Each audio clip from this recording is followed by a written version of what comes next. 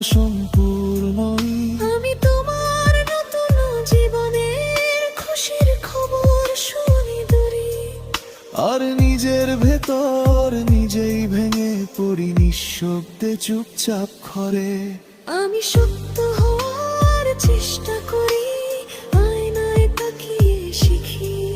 কিন্তু রাত হলেই পুরনো আমি তোমার কাছেই ফিরে যাই লুকিয়ে। তুমি হয়তো আর ভাবো না আমি আজও থেমে থাকি, কারণ কিছু ভালোবাসা ছাড়ার নয়, শুধু সহ্য করে বাঁচি। আমরা গল্প হতে পারিনি, স্মৃতি হয়েই রয়ে গেলাম। একসাথে বাঁচতে পারিনি, তবু একে